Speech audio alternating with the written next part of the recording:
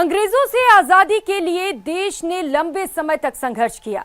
राजस्थान में प्रजा अंग्रेजों के साथ साथ रियासतों के शासन से भी दुखी थी। मरुधरा की जनता ने अंग्रेजों के साथ साथ अत्याचारी शासकों से भी लोहा लिया। मरुधरा के महान क्रांतिकारियों और संघर्ष की गाथाओं के बारे में हम जानेंगे। इस स्पेशल शो में दिखाएंगे कि मरुधरा की कौन सी वो 15 कहानियां हैं जिनसे लोग अनजान हैं। ये 15 कहानियां बताएंगी कैसे जुल्म के खिलाफ राजस्थानी नायकों ने संघर्ष किया, जिसकी बदौलत जनता को अंग्रेजी शासन से मुक्ति मिली। देखते हैं आजादी के हीरो राजस्थान। सागरमल गोपा आजादी के वो परवाने जिन्होंने झुलसाती लू में घोली थी क्रांति की आग। सागरमल गोपा ने रियासतकालीन जैसलमेर में देश की आजादी की अलग जगाई थी। जैसलमेर रियासत ने उन पर बहुत जुल्म ढाए, लेकिन सागरमल नहीं झुके। उनको जेल में जिंदा जला दिया गया। कुछ नशा मातृभूमि की शान का तो कुछ नशा स्वाभिमान का, और इसी नशे के चलते उन्होंने शहादत को गले लगाया। ये वही काल कोठरी है जहां उन्हें अंतिम समय में रखा गया था, और आज न्यूज़ 18 आपको उनके इस शहादत और इस जीवन से परिचय करवाएगा। सुदूर रेगिस्तान में एक रियासत थी जैसलमेर। इसी रियासत में ऊंचे ओहदे पर तैनात अखेराज गोप के घर 3 नवंबर 1900 को जन्मे सागरमल गोप ने स्वतंत्रता के लिए लोगों को लामबंद करना शुरू किया। सबसे पहले सागरमल ने देशवासियों के स्वाभिमान को जगाया। उन्होंने उनका पौरुष याद दिलाया। सागरमल जी गोपा ने अपनी पुस्तक रघुनाथ सिंह जी की मुकदमा पुस्तक में भी कहा है कि मैंने दमनकारी नीतियों को दबाया।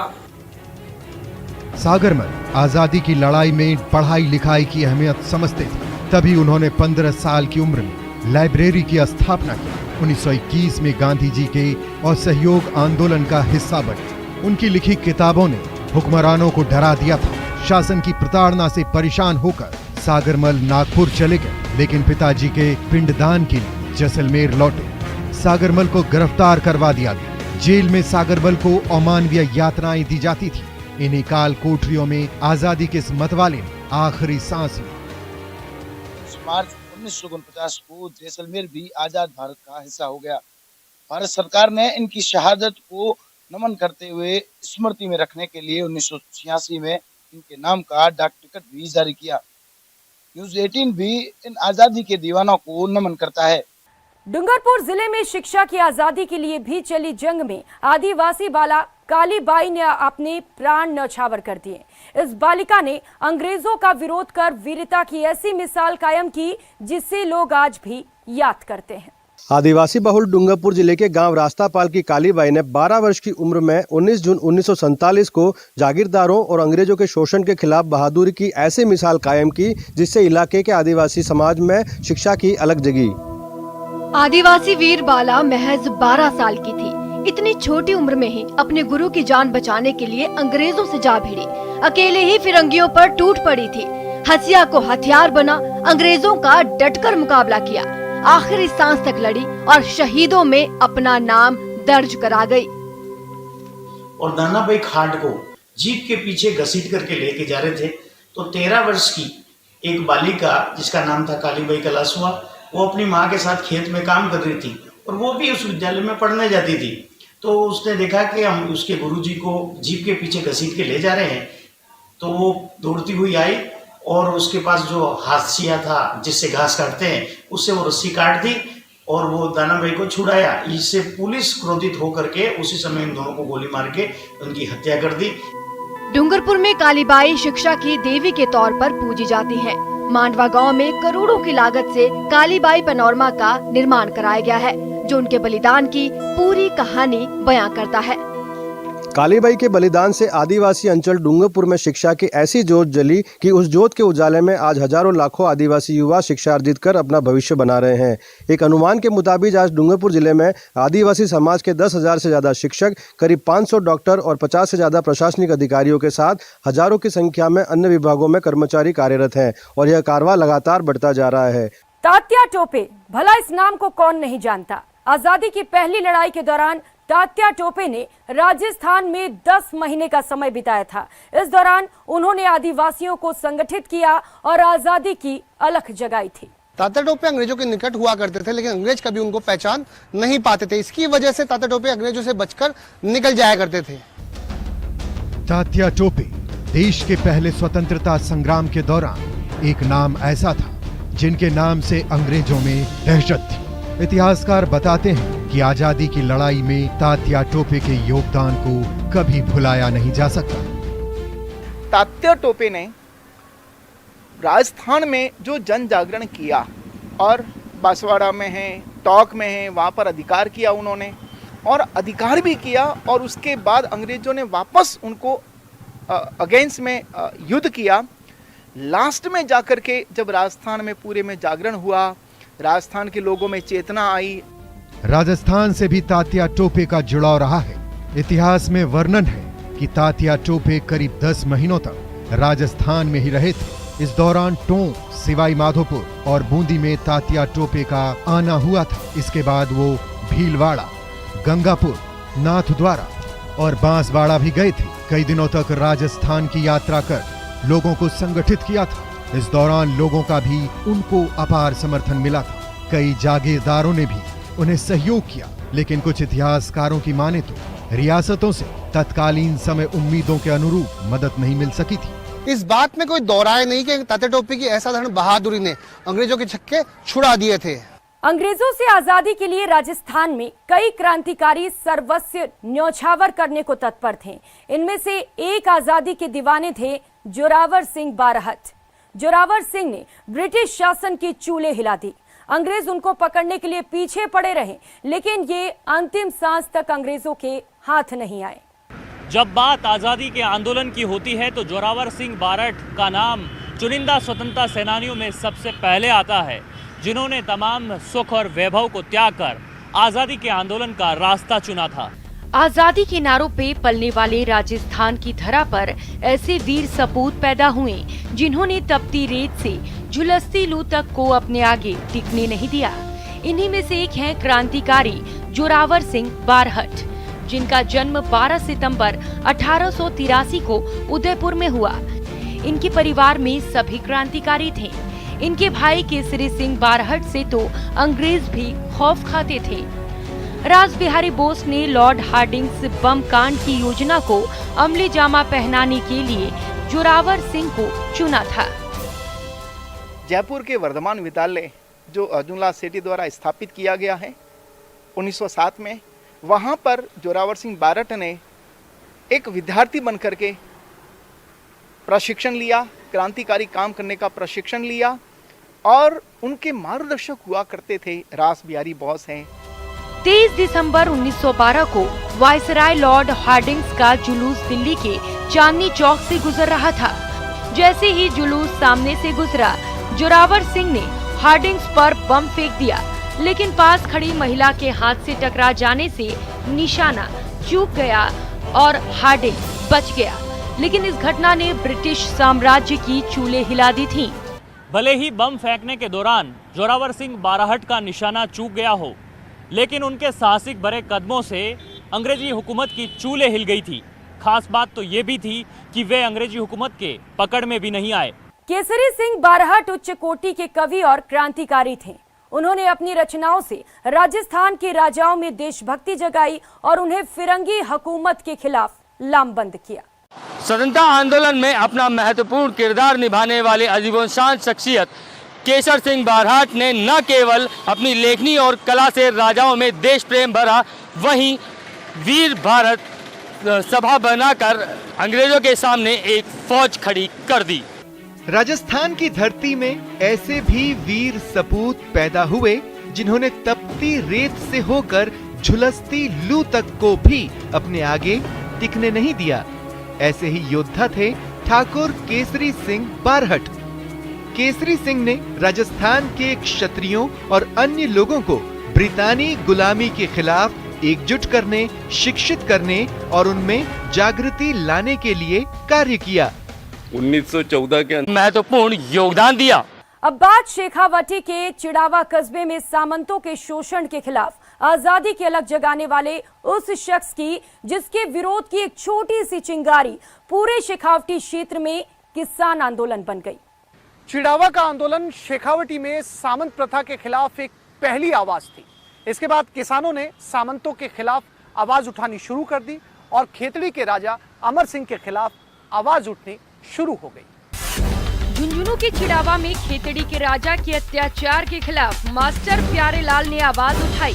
देखते ही देखते प्यारेलाल के विरोध की आवाज से शेखावटी में किसान आंदोलन फैल गया। सामंतशाही और बेगारी की प्रथा का विरोध करने वाले मास्टर प्यारेलाल को जागीरदार ने भले जेल में डलवा दिया और यातनाएं दी, लेकिन जमानत के भारी दबाव के बाद छोड़ना पड़ा। उन्होंने शिक्षकों का एक ऐसा समूह खड़ा कर दिया जो स्वतंत्रता की भावना से पूरी तरह ओतप्रोत थे। वैसे खाकी पूरी ड्रेस इन्होंने खादी की पहननी शुरू कर दी सेवा समिति के सदस्यों, और प्रारंभ में ये लगा कि हम समाज में सेवा करेंगे और उनको किसी को संदेह भी नहीं था। लेकिन ये साथ साथ में जो निचली तबका था, गरीब तबका था, उनको ये कह दिया कि आप राजा की फ्री में बेगार नहीं करनी है, निःशुल्क, ये आप जो भी आपसे काम कराए उसके पैसे लो। चिड़ावा के गांधी कहे जाने वाले प्यारेलाल गुप्ता ने जो जन जागृति फैलाई, उससे शिक्षकों का ऐसा समूह तैयार हुआ जिसने आजादी की लड़ाई में अहम भूमिका निभाई। उन्होंने एक सेवा समिति का गठन किया था जिसका नाम अमर सेवा समिति था। इसके माध्यम से वो लोगों को जागरूक कर रहे थे और गलत प्रथाओं के खिलाफ लोगों को खड़ा कर रहे थे। अंग्रेजों की नाक में दम कर देने वाले अजमेर के महान सपूत अर्जुन लाल सेठी के जीवन काल का अंतिम समय काफी गुमनामी में बीता। सेठी 1921 असहयोग आंदोलन और 1931 के सविनय अवज्ञा आंदोलन में भी गिरफ्तार हुए थे। आज की इस नौजवान पीढ़ी से अगर पूछा जाए कि अर्जुन लाल सेठी कौन थे तो शायद ही कोई पहचान पाएगा, लेकिन जयपुर के इस लाल के नाम से एक दौर ऐसा था कि अंग्रेजों की रूह कांप उठती थी। अपनी पूरी जिंदगी का हर एक लम्हा इसने देशभक्ति पर और राष्ट्र के लिए न्यौछावर कर दिया। स्वतंत्रता आंदोलन के दौरान लोगों में जागृति लाने वाले और अपना सब कुछ न्यौछावर करने वाले क्रांतिकारी अर्जुन लाल सेठी के नाम से ही अंग्रेज कांपते थे। 1912 में अर्जुन लाल सेठी के बनाए मास्टर प्लान से दिल्ली के चांदनी चौक में वायसराय लॉर्ड हार्डिंग पर बम फेंका गया था। अशफाक उल्लाह खान जब छिपने के लिए राजस्थान आए तो छिपाने में अर्जुन लाल सेठी की अहम भूमिका रही। अर्जुन लाल सेठी की मैंने जान बचाई थी। अजमेर में आए थे, जब लाठी चली थी तो मैंने दोनों हाथ से बचा दिया था। जब लाल जी खुश हो गए।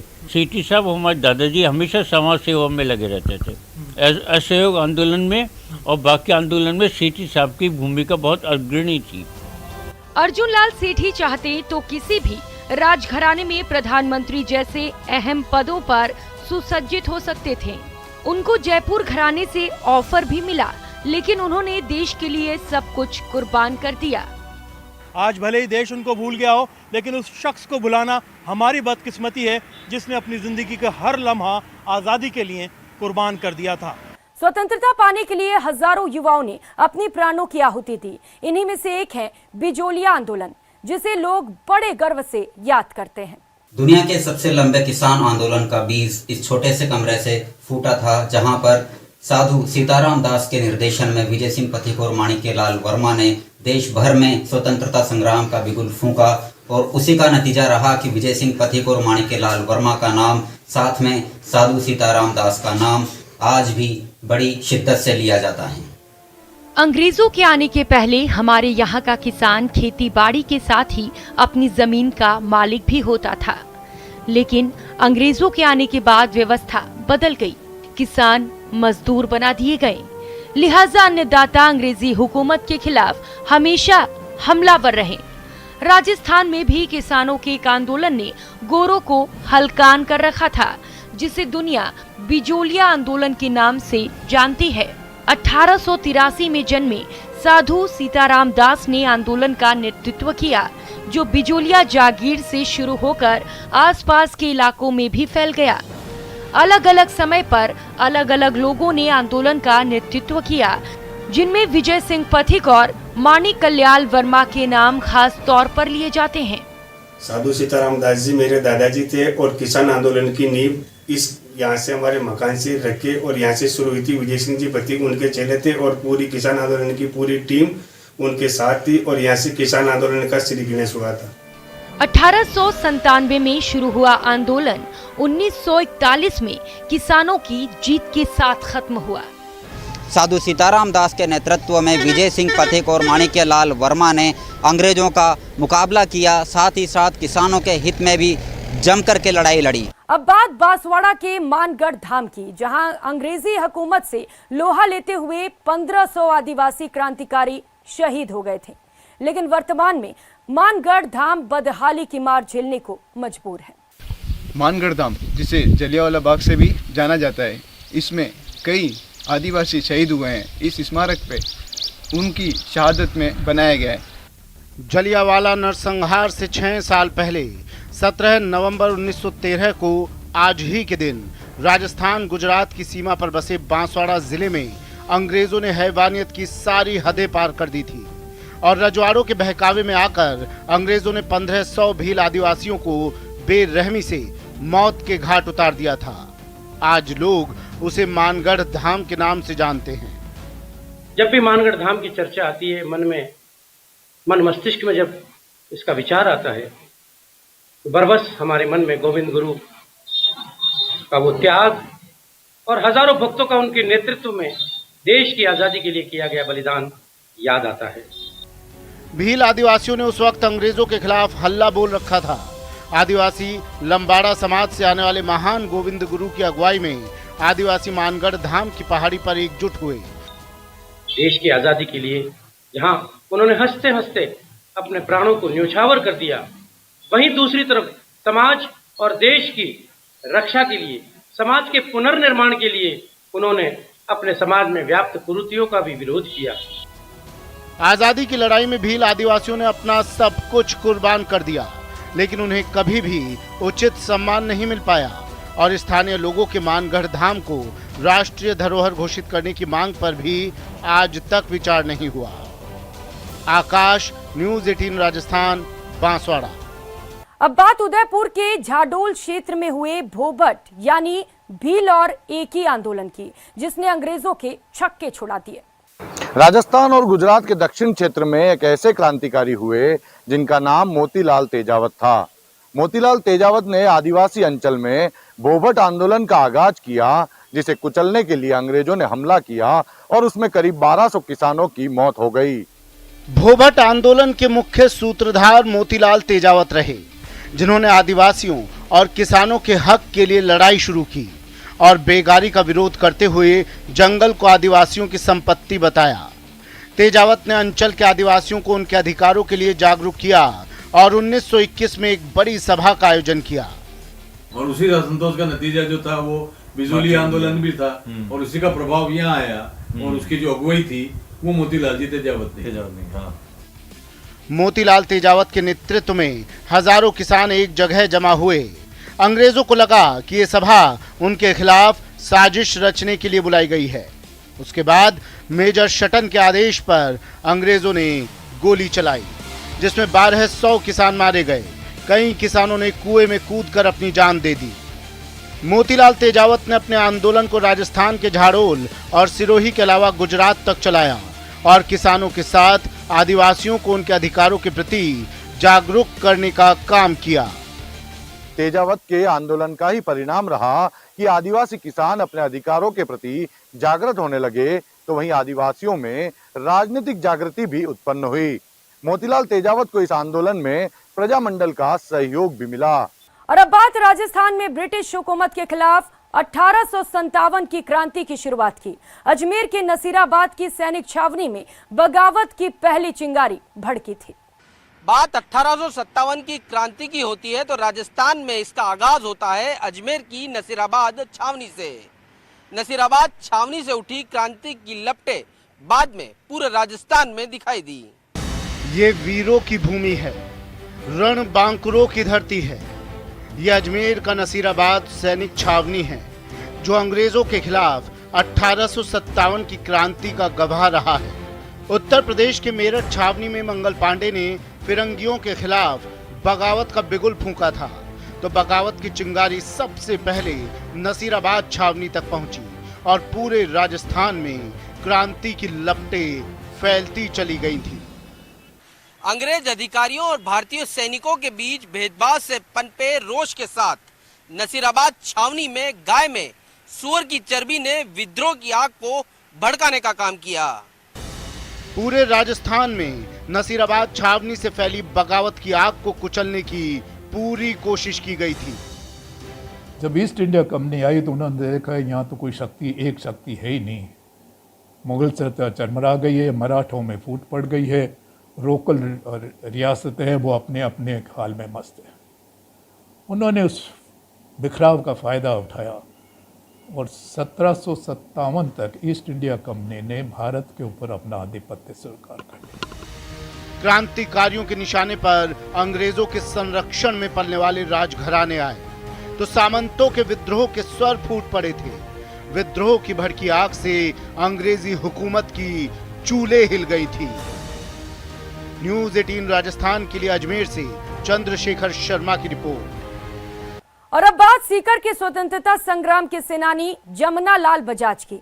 परिवार हीरे जड़ा हार पहनना चाहता था, लेकिन वे घर छोड़कर चले गए स्वाधीनता आंदोलन से जुड़ने के लिए। देश के स्वाधीनता आंदोलन की जब बात होती है तो सीकर के सेठ जमनालाल बजाज का नाम प्रमुखता से लिया जाता है। सेठ जमनालाल बजाज को गांधी जी का 5वां पुत्र भी कहा जाता है। सेठ जमनालाल बजाज का जन्म 4 नवंबर 1989 को सीकर जिले के काशी का बास गांव में हुआ था। 17 वर्ष की उम्र में जमनालाल बजाज ने कारोबार संभाला, लेकिन महात्मा गांधी के संपर्क में आने के बाद आंदोलन में सक्रिय हो गए। असहयोग आंदोलन, नागपुर झंडा सत्याग्रह, साइमन कमीशन का बहिष्कार, दांडी मार्च और अन्य कई आंदोलनों में वह सक्रिय तौर पर शामिल रहे। जमनालाल जी का जन्म इसी हवेली में हुआ था। वो 4 साल के एक गोद चले गए थे बजराजी बजाज के यहाँ से वो सीकर से वर्धा चले गए। वर्धा में उन्होंने बड़े हो गए अपना व्यापार किया और गांधी जी, नेहरू जी, सरदार वल्लभ भाई पटेल इन सब के साथ वर्धा में रहते थे। तो वो देश के स्वतंत्र सेनानी भी थे और यहाँ उन्होंने काफ़ी काम कराया, जैसे वर्धा है वहाँ तो। लेकिन काशी का बास में जब वो गोद गए तो उनकी मार्फत वो कुआं भी बना काशी के बास में, पहले कुआं नहीं था। जमनालाल बजाज ने कारोबार के साथ ही सामाजिक जीवन में भी अहम भूमिकाएं अदा की और आज भी युवाओं को उनके जीवन से प्रेरणा लेने की जरूरत है। मारवाड़ के स्वतंत्रता सेनानी बाल मुकुंद बिस्सा ऐसी शख्सियत थे जिनसे अंग्रेज भी खौफ खाते थे। काफी कोशिशों के बाद अंग्रेजी हुकूमत ने उन्हें जेल में डाल दिया, जहां वो शहीद हो गए। पश्चिमी राजस्थान में बाल मुकुंद बिस्सा ही ऐसे इंसान थे जो सबसे पहले स्वतंत्रता सेनानी के तौर पर शहीद हुए थे। उन्होंने आजादी के आंदोलन की पश्चिम बंगाल से शुरुआत करने की ठानी और मारवाड़ में भारत छोड़ो आंदोलन से पहले ही उन्होंने अंग्रेजों के खिलाफ आजादी का बिगुल फूंक दिया था। स्वतंत्रता आंदोलन की आग जब पूरे देश में लगी थी तब जोधपुर भी इससे अछूता नहीं था। मारवाड़ में भारत छोड़ो आंदोलन तय तिथि 9 अगस्त 1942 से पहले शुरू हो गया। जय नारायण व्यास समेत कई नेताओं को जेल भेज दिया गया। ऐसे में बाल मुकुंद बिस्सा ने भारत छोड़ो आंदोलन का संचालन बेहतर तरीके से किया। अंग्रेज शासन ने उन्हें गिरफ्तार कर जोधपुर की सेंट्रल जेल में डाल दिया था। इस आंदोलन में जयनारायण जी व्यास, मथुरदास माथुर, छगनराज चौपासनी वाले इत्यादि सभी को जेल में बंद कर दिया गया था। उस दौरान ये सारी जिम्मेवारी आंदोलन की बाल मुकुंद बिस्सा के कंधों पर है। बाल मुकुंद बिस्सा की शव यात्रा में लाखों लोग उमड़े थे। बाल मुकुंद बिस्सा मारवाड़ के रियल हीरो, स्वतंत्रता सेनानी, शहीद के तौर पर आज भी याद किए जाते हैं। भारत छोड़ो आंदोलन के दौरान बाल मुकुंद बिस्सा को जोधपुर कारागार डाल दिया गया था। जून का महीना था और गर्मी भी बड़ी भयंकर थी। इस बीच बाल मुकुंद बिस्सा ने अनशन भी शुरू कर दिया था, जिसके कारण उनके साथ मारपीट हुई और उनकी मौत हो गई। बाल मुकुंद बिस्सा को आज भी ससम्मान याद किया जाता है। हजारों लाखों रणबांकुरों की कुर्बानियों के बाद हमें आजादी मिली, लेकिन आज भी कई ऐसे आंदोलन और आंदोलनकारी हैं जिन्हें राष्ट्रीय स्तर पर पहचान नहीं मिल सकी। इन्हीं में से एक है प्रजामंडल आंदोलन। प्रजामंडल ने ही गांव में आजादी की अलख जगाई थी। देशी रियासतों में कैसे परवान चढ़ा स्वतंत्रता का आंदोलन, प्रजामंडल की क्या रही इसमें भूमिका और प्रजामंडल आंदोलन में किन किन नेताओं ने की अगुवाई, देखिए हमारी इस खास रिपोर्ट में। प्रजामंडलों के जरिए ही कांग्रेस ने स्वतंत्रता आंदोलन को पूरे देश में फैलाया था। प्रजामंडल बना, लेकिन तत्कालीन राजा हनुमंत सिंह नाराज हो गए। हनुमंत सिंह ने जयनारायण व्यास को जेल में डाल दिया। माणी कल्याण वर्मा को मेवाड़ प्रजामंडल का जनक माना जाता है। इन्होंने साइकिल से गांव-गांव जाकर लोगों में राजनीतिक चेतना जगाने का काम किया। सन 1938 में इन्होंने मेवाड़ प्रजामंडल की स्थापना की। जयपुर में जो स्वतंत्रता आंदोलन हुआ या प्रजामंडल आंदोलन हुआ, उसमें हीरालाल शास्त्री का बहुत बड़ा योगदान है। जयपुर प्रजामंडल की स्थापना के बाद में, स्थापना चूंकि 1931 में हो चुकी है, पुनर्गठन भी हुआ है, लेकिन राजनीतिक सक्रियता जो देखते हैं वो 1938 में आती है और उसी के साथ में हीरालाल शास्त्री की प्रजामंडल के साथ में जुड़ाव हो जाता है और वो जयपुर के अंदर एक जन चेतना पैदा करने का काम करते हैं। प्रजामंडल आंदोलनों के जरिए आजादी का अलख जगाने वाले हीरालाल शास्त्री, जयनारायण व्यास, माणी कल्याण वर्मा के अमूल्य बलिदान को हमेशा याद किया जाता है। इनकी ओर से जगाई अलख से प्रजा जागरूक हुई और अत्याचारों के खिलाफ उठ खड़ी हुई। ब्रिटिश प्रांतों में स्वतंत्रता आंदोलन में अगुवाई करने वाले महात्मा गांधी, पंडित जवाहरलाल नेहरू, सुभाष चंद्र बोस को आज सब लोग याद कर रहे हैं, लेकिन देशी रियासतों में प्रजामंडल आंदोलनों के जरिए स्वतंत्रता की अलख जगाने वाले हीरालाल शास्त्री, जयनारायण व्यास और माणिक्य लाल वर्मा जैसे असंख्य नेताओं और क्रांतिकारियों को भी नमन करने का दिन है। आहुआ के ठाकुर कुशाल सिंह चंपावत मारवाड़ क्षेत्र में आजादी की लड़ाई के मुखिया थे। कुशाल सिंह ने अंग्रेजों के दांत खट्टे कर दिए थे। ऐसे कई ऐसे किरदार थे जिन्होंने राजमहल को त्याग कर जंगलों में अपने जीवन को बिताया, लेकिन इतिहास में उन्हें सही जगह नहीं मिली। ऐसी ही कहानी आहुआ के ठाकुर कुशाल सिंह की है, जिन्होंने राजस्थान में स्वतंत्रता क्रांति को अलग जगह दी थी और जन जन को इस क्रांति से जोड़ा था। ठाकुर कुशाल सिंह चंपावत पाली जिले के इसी आहुआ के ठाकुर थे। ठाकुर कुशाल सिंह ने 1857 में जोधपुर रियासत और ब्रिटिश संयुक्त सेना को पराजित कर मारवाड़ में आजादी की अलख जगा दी थी। 21 अगस्त 1857 के दिन जोधपुर की लीजियन सैनिक टुकड़ी ने विद्रोह कर दिया। कुशाल सिंह ने विद्रोहियों को अपने साथ मिला लिया।